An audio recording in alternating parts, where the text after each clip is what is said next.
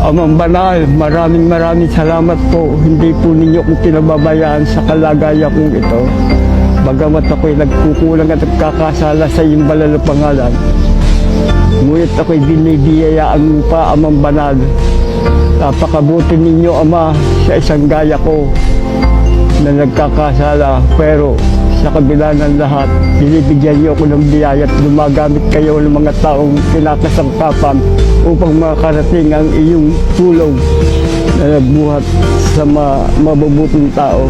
Maraming salamat sa iyo, Amang banal. Kaya ang lahat ng kabutihan ito ay hinihiling ko po sa pangalan po ni Jesus. Dakila po namin tagapagligtas, Ama.